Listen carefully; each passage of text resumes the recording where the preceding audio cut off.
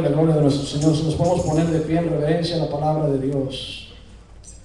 Gloria al Señor. Capítulo 4 de Romanos, versículo 1.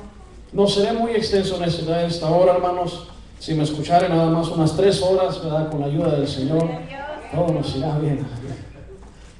Capítulo 4, versículo 1. Cuando lo tengamos, digamos amén. Dice la palabra de Dios: ¿qué pues diremos? Que halló Abraham, nuestro padre según la carne. Porque si Abraham fue justificado por las obras, tiene de qué gloriarse, dice, pero no para con Dios. Porque ¿qué dice la Escritura? Creyó Abraham a Dios y le fue contado por justicia. Pero al que obra no se le cuenta el salario como gracia, dice, sino como deuda. Digamos, leemos ese versículo una vez más. Pero al que obra no se le cuenta el salario como gracia, sino como deuda. Mas al que no obra, sino cree en aquel que justifica al impío, su fe le es contada por justicia. Aleluya. Así lo voy a invitar, hermanos, que cierre sus ojos y extienda sus manos hacia su servidor en esta hermosa tarde. Aleluya. Padre Santo que estás en los cielos, santificado sea tu nombre, Señor. Te doy gracias, Señor, por una vez más permitirme estar aquí presente exponiendo tu palabra. Te pido que unjas mi mente, mi corazón, todo mi ser, Señor, para que ninguna palabra torpe o ofensiva salga de mis labios, ninguna mentira, ninguna cosa que no venga de ti, Señora, sino palabra inspirada por tu Espíritu Santo, Señora. Palabra que me has dado en oración, Padre Santo, y que transmitas a las personas que de antemano ya has preparado para recibir esta palabra, Padre Santo. Quebranta corazones de piedra y sana enfermedades en esta tarde, porque creemos en un Dios grande, Señora, en un Dios poderoso que todo lo puede y para que nadie es imposible. Aleluya. Denle un aplauso, hermano, a la gloria del Señor, y así puede tomar su asiento. Aleluya. Gloria al Señor. Aleluya. Hermoso pasaje, lo invito a que lo mantenga abierto, igual va a estar presentado acá arriba, pero el Señor me ha puesto como título a esta enseñanza: al que obra el salario le es deuda. Al que obra el salario le es deuda. Dígale a su vecino en esta hora: al que obra el salario le es deuda, mas al que cree se le es contada por justicia. Qué hermoso y tremendo pasaje. De antemano, antes de entrar a la enseñanza, quiero proveer un fundamento para nosotros, para conocer un poquito más quién es este hombre, Abraham. Abraham es un hombre, ¿verdad?, que nació en el 1813, antes del tiempo de Cristo. Es el 10º en el linaje de Noé, hijo de Sem, ¿verdad?, nieto de Sem. Es un hombre, hermanos, el cual nació, ¿verdad?, en el antiguo imperio babilónico, en Ur de los Caldeos, ¿verdad?, cuyo padre es Taré. Taré no solamente era un escultor de imágenes, como lo menciona la Biblia, sino que era un ministro, un oficial de la casa de Nimrod, un hombre poderoso. Para que nos demos cuenta, ¿verdad?, quién es Abraham. Era un hombre que venía, ¿verdad?, de una familia muy poderosa en Babilonia. De una familia no solamente poderosa, sino una familia muy idólatra. Porque su padre era el líder, y dice que atrás de su hogar estaba, ¿verdad?, un workshop donde hacían los ídolos y las imágenes para Nimrod. Qué tremendo, ¿verdad? Qué tremendo es servirle a Dios cuando la vida está rodeada de problemas. Cuando la vida está rodeada, ¿verdad?, de costumbres en la familia, la cual nos arraiga, la cual nos sostiene, ¿verdad?, amarrados a una creencia, con tal, ¿verdad?, de no fallarle a la familia. Ahora imagínense a él, que su padre era el líder, el magistrado, pero Dios lo llama. Dios llama a este hombre y dice, y menciona a Pablo: ¿qué pues diremos que halló Abraham? En sus raíces descubrió a Abraham, nuestro padre, según la carne. En esa enseñanza, ¿verdad? Esa predicación, quiero llamar y tocar a su mente, su corazón. Que usted entienda el propósito, ¿verdad? De por qué pasan las cosas. Que usted entienda la diferencia entre una prueba, entre una tribulación y entre una tentación o una lucha. Que usted aprenda a discernir los problemas que pasan en su persona, en su familia, y aprenda a identificarlos como lo que son. Porque muchas veces miramos en el mundo que cuando alguien pasa por un problema, lo primero que pasa es culpar a Dios, ¿verdad? Por culpa de Dios. Él fue, ¿verdad?, el que hizo esto. Pero ciertamente entendemos en la palabra de Dios que hay diferencia entre una prueba que viene de Dios a nuestras vidas a una tentación o una lucha. Una tentación o una lucha es algo que usted mismo o su persona, ¿verdad?, procrea o hace o tiene el control de.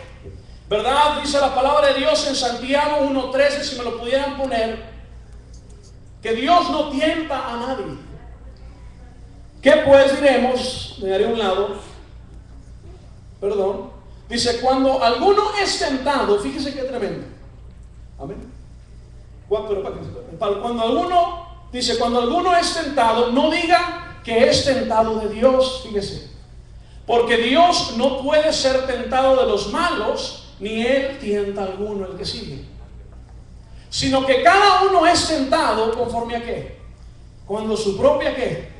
Concupiscencia es atraído y se va. Primeramente el Señor puso en mi corazón esta enseñanza, hermano, para que nos gocemos. Nos gocemos, ¿verdad?, de que la justicia o la bendición de Dios no vino a través de obras, sino a través de misericordia.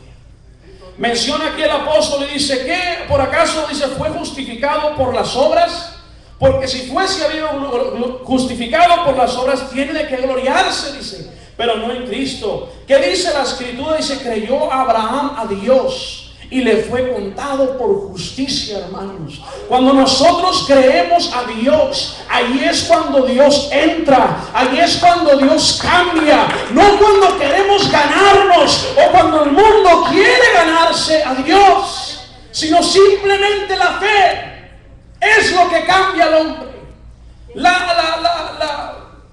Cuando nosotros cambiamos la mentalidad, ¿verdad?, a aceptar ese cambio. Porque una cosa es decir, yo creo en Dios, eso es creer. Pero una fe verdadera es aquella que hizo que cuando Pedro estaba en el mar, dijo, si tú eres Jesús, haz que yo vaya a ti caminando sobre el mar. Y Pedro, hermano, dice la historia, alguien dé un aplauso al Señor, aleluya. Pero dice la historia que se bajó y empezó a caminar sobre el mar, porque creyó que Dios lo podía hacer. Es la diferencia, hermanos, entre una mentalidad que reconoce que Dios todo ya lo hizo. Este mundo, ¿verdad?, el existencialismo de este mundo enseña que cuando tú obras para algo, tu recompensa viene después, ¿verdad? Cuando tú trabajas, a las 2 semanas recibimos nuestro salario. Pero hablando de esto, en uno de mis cursos de filosofía con el maestro después, él dice, es que siempre es así. Yo le dije, pero con Dios es diferente. El precio por nuestras obras fue pagado mucho antes de cuando nosotros las hicimos. Amén, amén, aleluya. ¿Qué es lo que nos indica esto, hermanos? De que el precio de sus fallas, de mis fallas, fueron pagadas mucho antes de que nosotros siquiera lo reconozcamos o existiésemos. Significa que teníamos una deuda, hermanos, la cual Él tomó y la pagó en la cruz del Calvario sin importarle quiénes éramos. Significa, ¿verdad?, que no nos puso a trabajar y nos dijo, a ver, gánate la salvación, no, sino que Él la pagó y nos las obsequió, nos las entregó como regalo. Dice, si Abraham hubiese sido justificado por las obras, tuviese de qué gloriarse. Ciertamente por eso muchas veces cuando miramos a la gente y decimos, ¿por qué no cambian? ¿Por qué su vida no cambia? ¿Por qué no puede, verdad, cambiar su manera de pensar? ¿Nunca le ha tocado? Cuando evangeliza o conoce gente en el trabajo, dice, ¿por qué no pueden cambiar su manera de pensar? Aquí está la clave, hermanos. Ciertamente, si las personas tuvieran el poder, como decía nuestro hermano, sin Cristo nada podemos hacer. Si las personas tuvieran la capacidad de cambiarse a sí mismas, todo el mundo se cambiaría. Por eso aquí menciona Pablo muy sabiamente, dice, porque si Abraham, versículo 2, fue justificado por las obras, tiene de qué gloriarse, dice, pero no para con Dios. Qué tremenda porción. If we analyze it, si la analizamos, está diciendo el apóstol, si por las obras fuera la salvación, la gloria no hubiera sido para Dios. That's why God sometimes lets us pass through things that we pass through. Por eso Dios permite que pasemos por cosas que pasamos, para que reconozcamos que cuando nosotros queríamos cambiarnos, when we wanted to change our lives, when we wanted to make the difference, cuando nosotros queremos cambiar, queremos hacer el esfuerzo y decirle, Dios, yo de aquí puedo caminar para allá. Cuando el hombre le dice a Dios, ¿sabes qué? Yo voy a tomar las riendas y yo voy a caminar derecho. Lo primero que pasa es que caemos.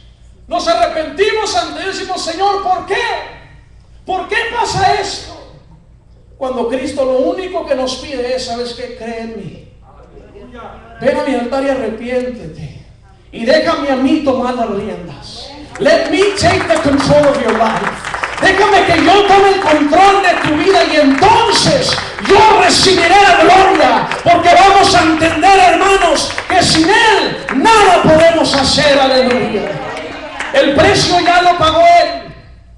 Y esta es una cosa que necesitamos entender todo cristiano. Es que el precio ya está pagado. El precio ya está pagado. The price for your sins. Los precios por tu pecado.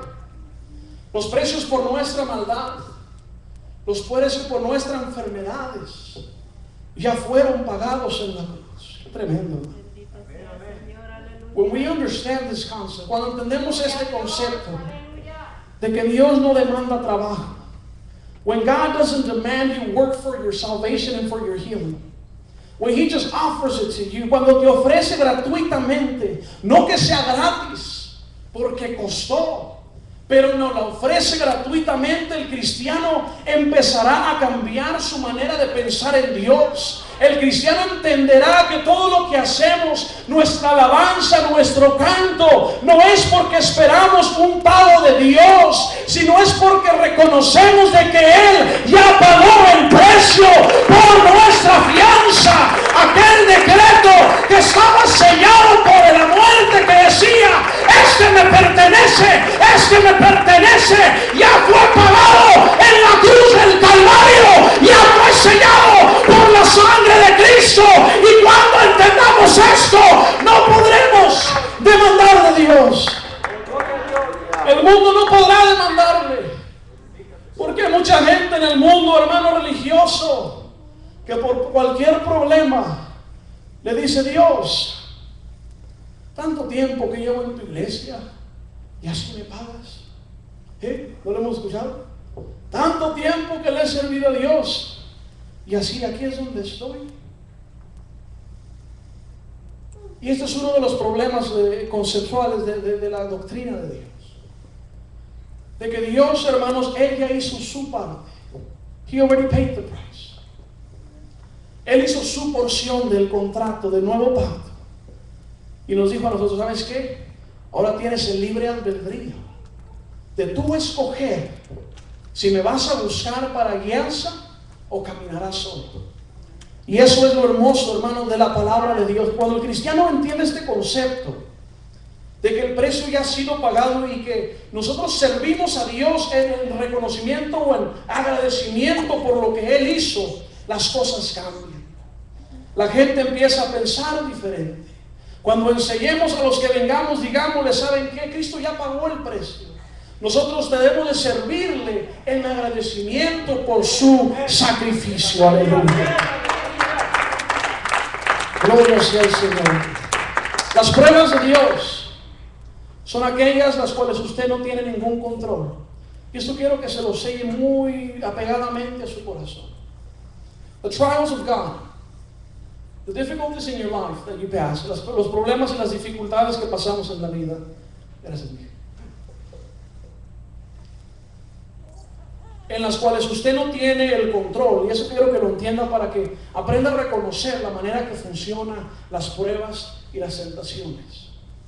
Una prueba de Dios es aquella a la que Dios le manda a usted y a mí para que crezcamos, nos edifiquemos, y es una que está fuera de nuestro control.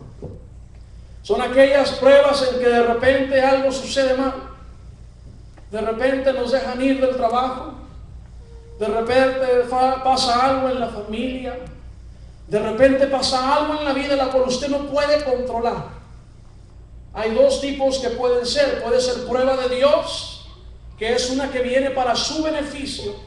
It's something that comes to let you grow. O puede ser una tribulación como la que pasaron los antiguos. Porque muchos podrán decir, entonces las persecuciones que pasaron nuestros hermanos son tribulaciones. Por eso Pablo siempre que menciona la palabra, menciona, pasamos por pruebas, tribulaciones, por luchas y por tentaciones. There's a difference. Y cuando el cristiano identifica en qué estado de la vida estamos, podremos caminar mucho mejor. Cuando usted pase por una dificultad, ¿verdad?, en la que usted ha sido la persona partícipe de ella, muchas veces, ¿verdad?, el ser humano caemos en lo mismo.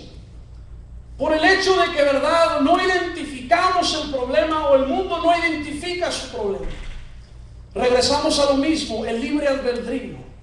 Dios nos da a nosotros las decisiones para nuestra vida. Nosotros debemos de tomarlas. Y por eso mucha gente juzga, ¿verdad?, la vida cotidiana de la gente, su estilo de trabajo, lo que sea. Pero eso es aparte de la doctrina. Cristo vino por nuestras almas. Y es lo que debemos de predicar al mundo. Que Cristo vino a salvar las almas. La recompensa que Dios tiene para nosotros es en el celeste hogar. Él dijo, yo voy a ir a preparar lugar para que donde yo estoy, vosotros también estéis. Eso es lo que Dios promete. Y hay tantos allá afuera que dicen, Dios te promete un carro, una casa. Dios te promete tal empleo. And a lot of times, muchas veces, este tipo de ideas o pensamientos afectan a la vida de los cristianos. Porque el cristiano crece pensando que Dios nos tiene que dar un gran trabajo, que Dios nos tiene que dar un gran empleo. ¿Sí me vamos entendiendo? Cuando Dios, su preocupación es nuestra alma. He worries about our soul. Él se preocupa por tu alma.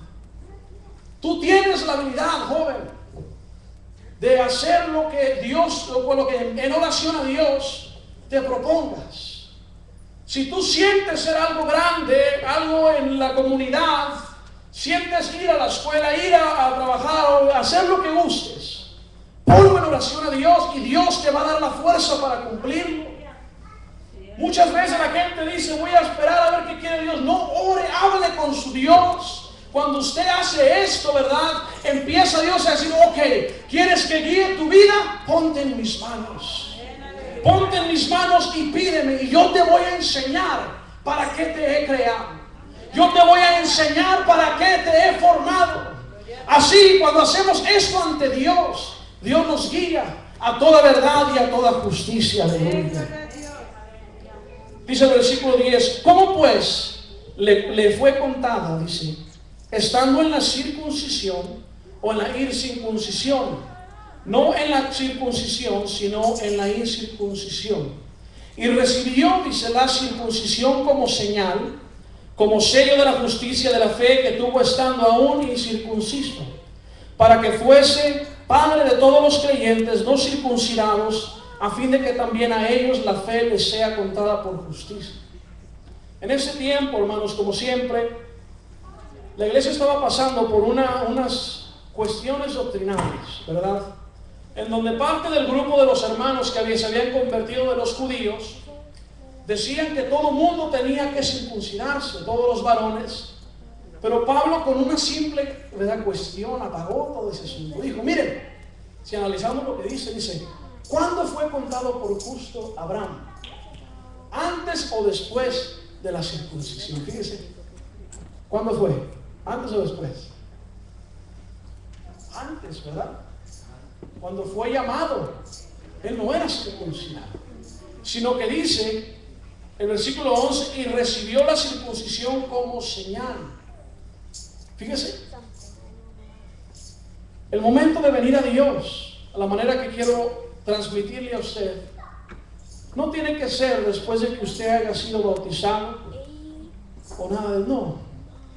Antes del bautismo, antes de la conversión, debe de presidir el arrepentimiento, la justificación de nuestra conciencia. Usted debe de aprender a venir a Dios y que sabes que, Señor, I want you. Yo quiero que tú guíes mi vida. Yo quiero ser como Abraham.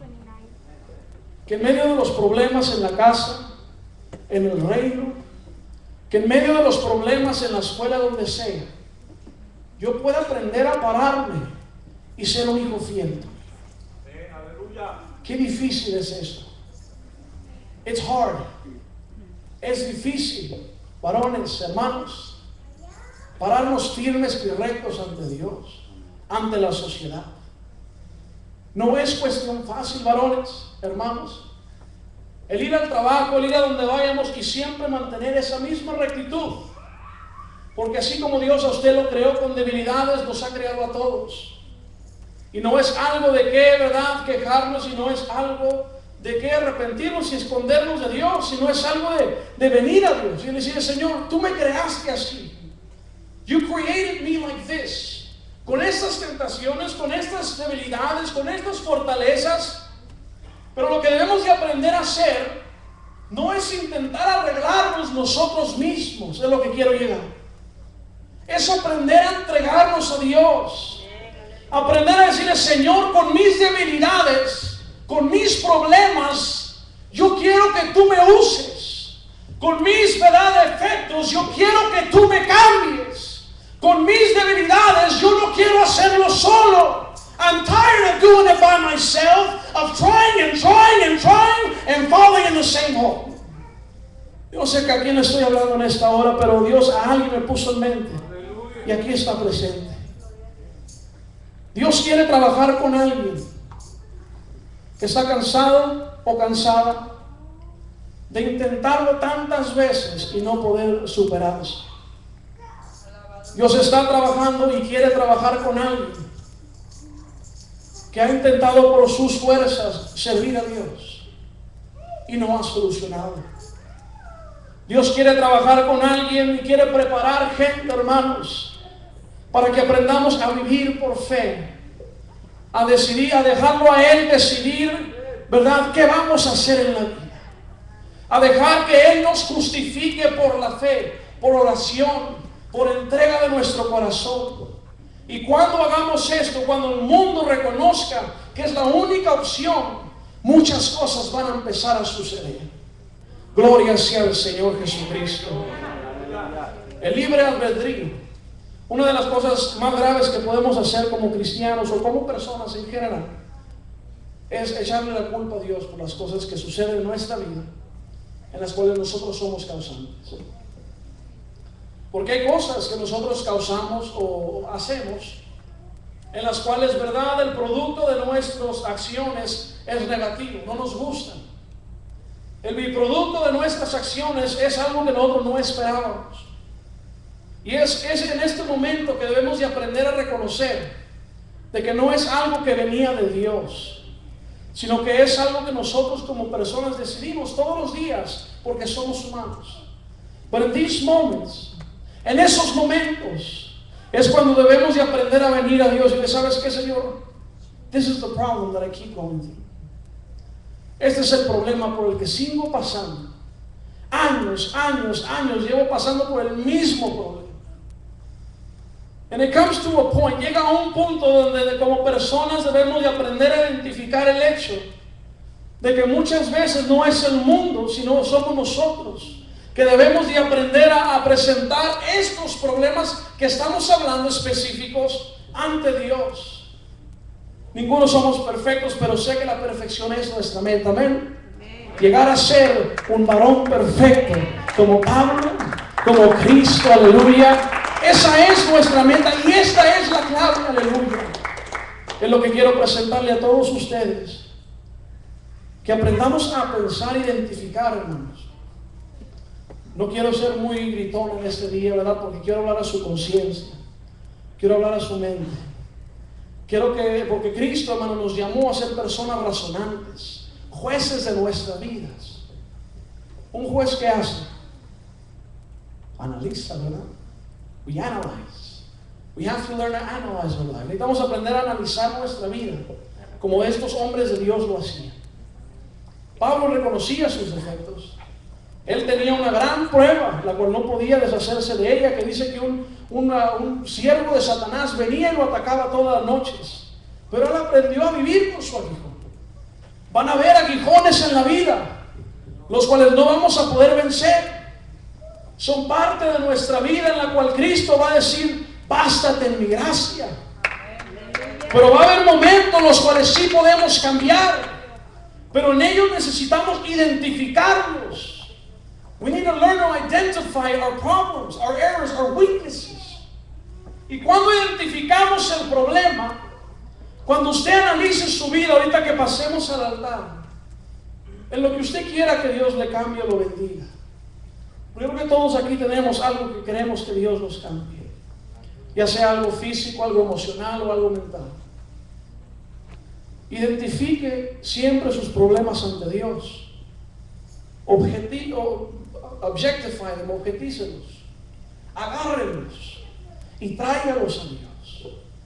No sea general con Dios. No le diga, Señor, quítame mis problemas. Punto.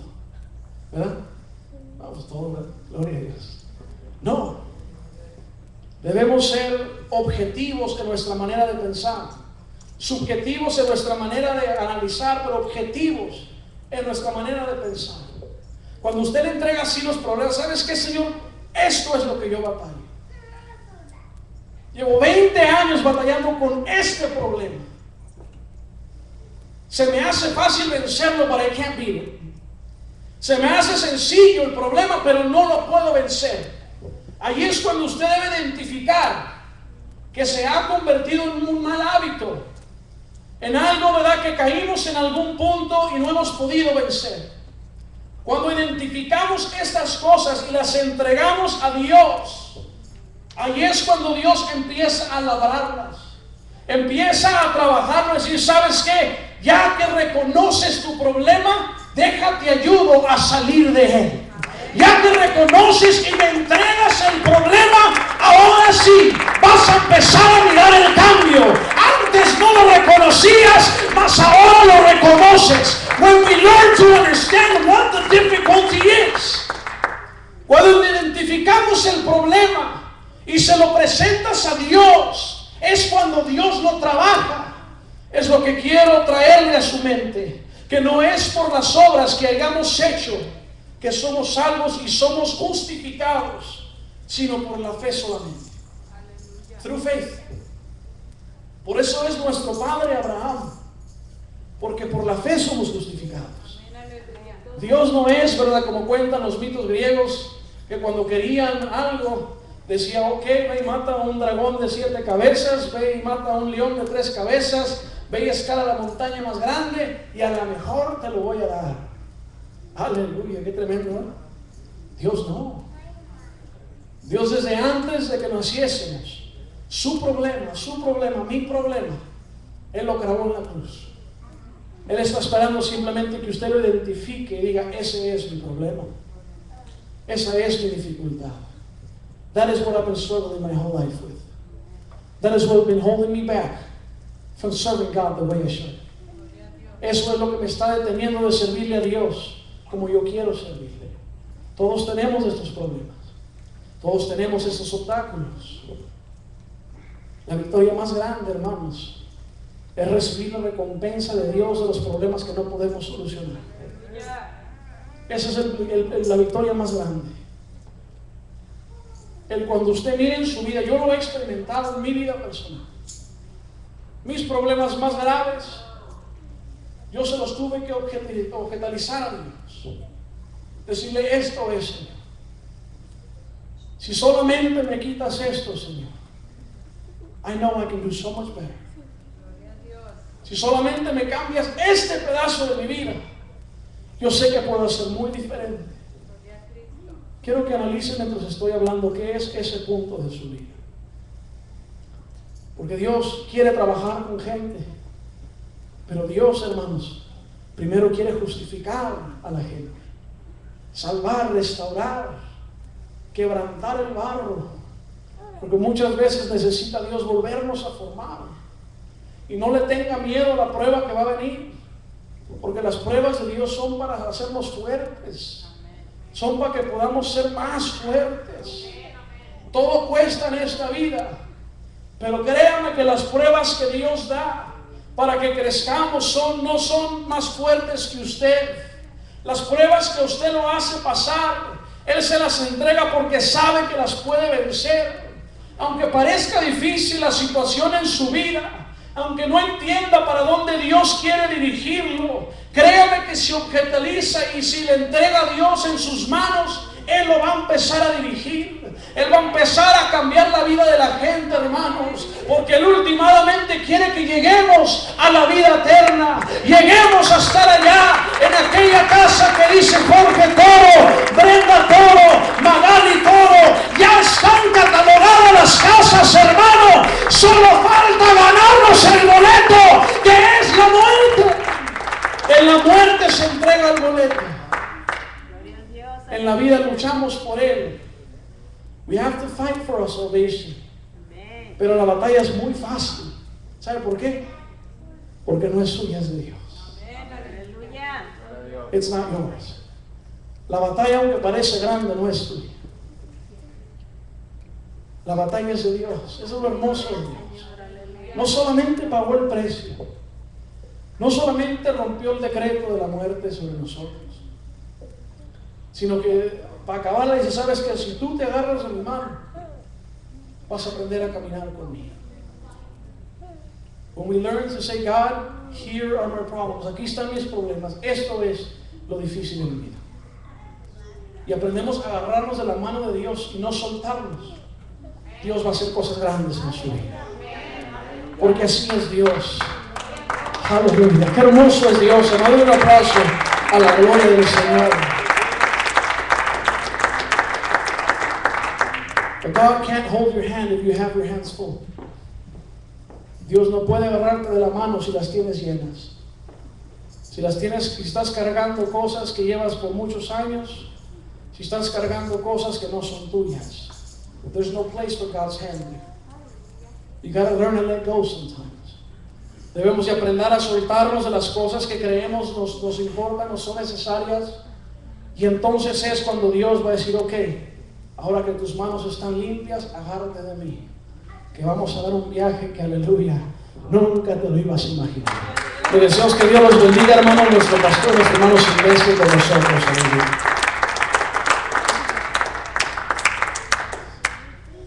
Paz de Cristo, hermanos. Cuán bueno es nuestro Dios, aleluya, qué bonita enseñanza, aleluya. Claramente, hermanos, el Señor nos habla, ¿verdad? Nos muestra, aleluya. El hermano ya les dijo, hermanos, ya nos dijo a nosotros, ¿verdad? Identifiquemos nuestros problemas. Usted se imagina cuando Josué llegó, hermanos, enfrente de ese muro. Sí. Dice que ese muro era tan alto, hermanos. Era una fortaleza la que había alrededor de esa ciudad. Y dice que arriba corrían caballos de guerra con sus carretas ahí arriba de ese muro. O sea que usted imagínese qué tan ancho estaba. Y él se paró y quizás su mente humana ha de haber dicho, ¿y aquí cómo lo voy a hacer? ¿Qué voy a hacer aquí? Pero es que él confiaba en un Dios todopoderoso, aleluya.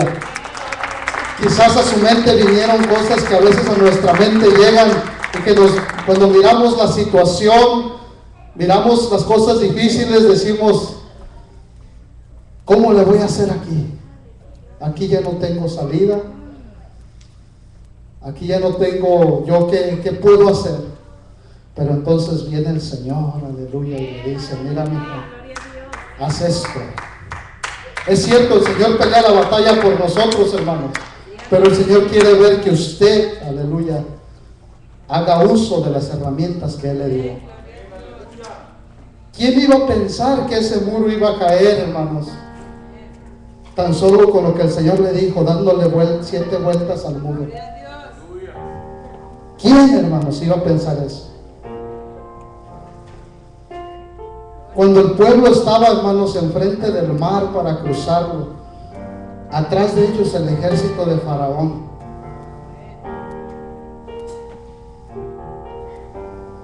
Voltea a Moisés y dice, bueno, ¿y aquí qué vamos a hacer? ¿Y el pueblo?